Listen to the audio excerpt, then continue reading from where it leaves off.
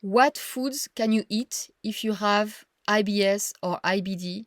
You know, these diseases that means that your gut is very irritated, your gut is very inflamed. Okay.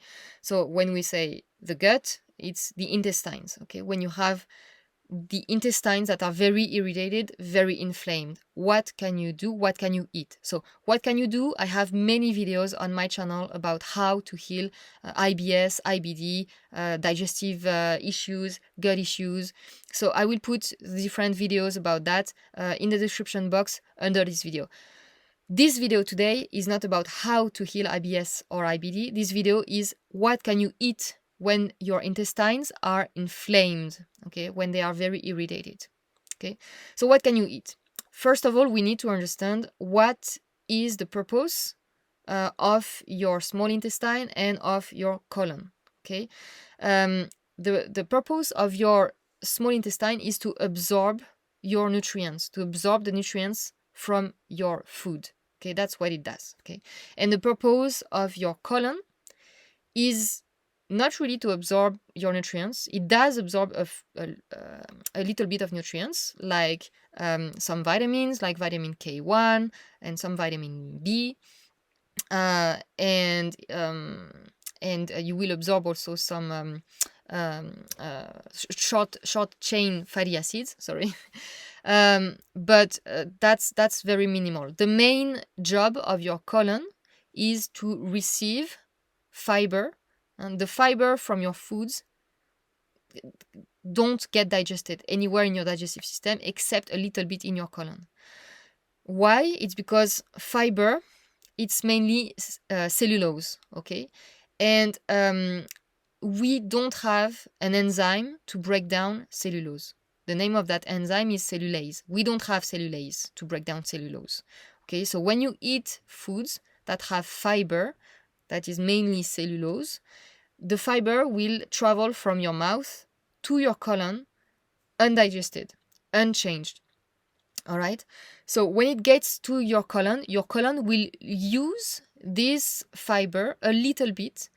It won't completely digest the fiber, just a little bit of the fiber will be digested by the bacteria in your colon. Okay. So we are not cows, we are not sheep. Well, maybe some people are, but we are humans, we are not herbivores. So, yes, we can eat some fiber in our food. We can, get away with like small amounts of fiber in our food, but we are not supposed to eat lots of fiber. I know that doctors have been saying for decades that we need to eat more fiber, that fiber is good for you, that fiber is healthy, it will help you with your bowel movements, it will help you with the health of your intestine. But it's false, or at least it's partly false. A little bit of fiber is fine. It won't cause any issues, but lots of fiber will cause lots of issues.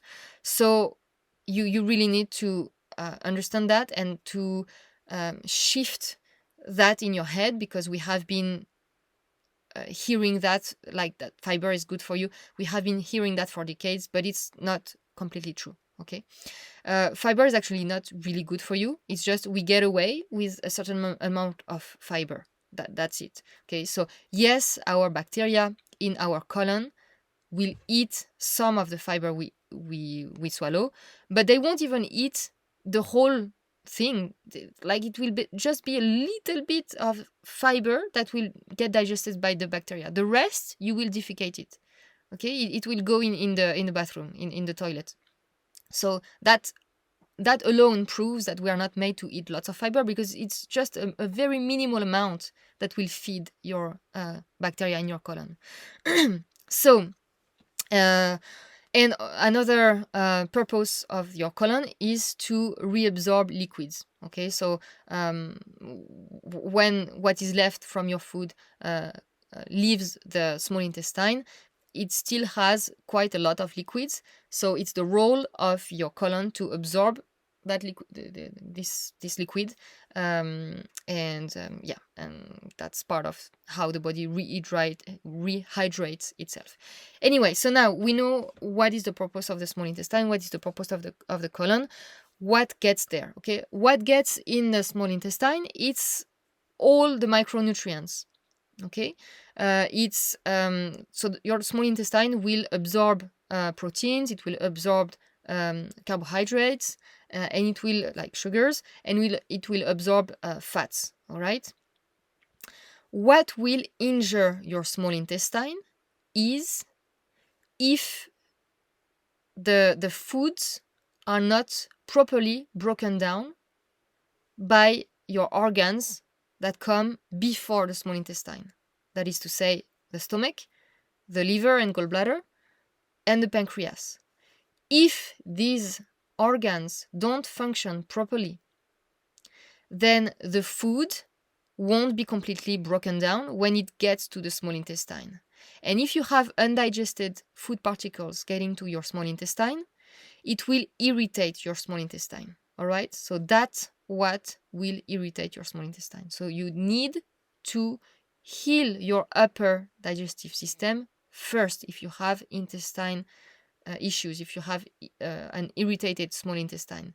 If you have an irritated small intestine, it is because your stomach, liver, gallbladder, or pancreas don't work properly.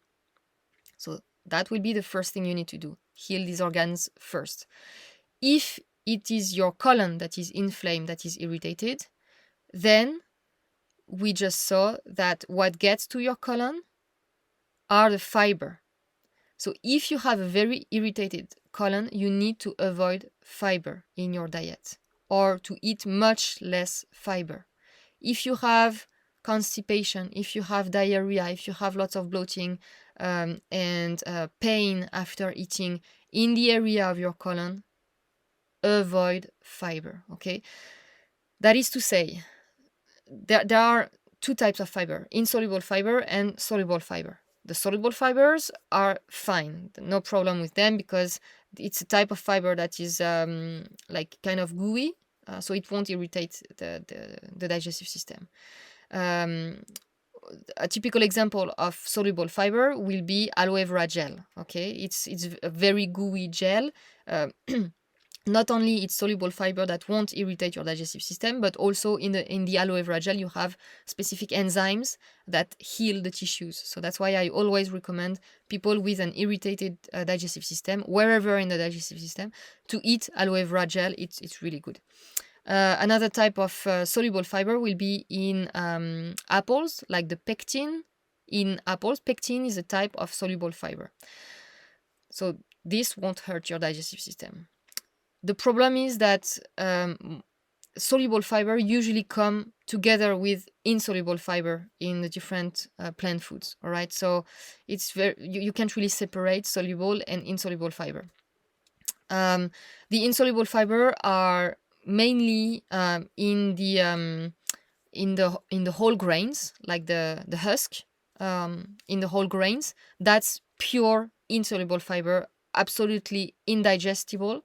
So if you have colon issues, irritation in your intestines, inflammation in your intestine, avoid whole grains. That's really, really bad for you. That will really irritate your intestines. Okay, so that's the worst type of fiber, the fiber in whole grains. All right. In legumes also, that's very, very hard to digest. It's very harsh fiber. Avoid legumes. And regarding vegetables and fruits, the harsh fiber are mainly in the skin and in the seeds of fruits and vegetables. So at least remove the skins, like of your cucumber or of your zucchini, if you have a very irritated digestive system, if you have a very irritated intestine. And choose vegetables that are low in fiber. Okay, the richest vegetables in fiber are the leafy greens, and again, in the other vegetables it will be the skins. Okay, so this is what you need to do.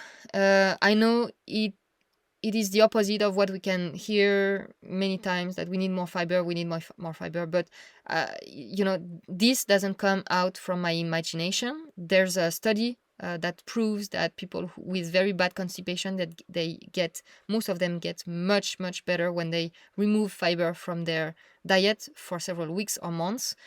This is not something I recommend to do for life. It's just the time that you heal your intestine, the time that you heal your gut. Okay. I have a whole video about constipation where I talk about that study, about fiber and constipation. So please go watch my video about constipation if you have questions on that. And from experience, I have clients to whom I have recommended to avoid fiber, and their constipation get much better.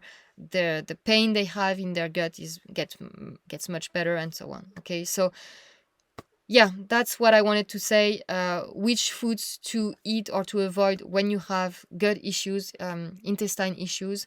Avoid fiber and focus on the other types of food, especially proteins, very easy to digest.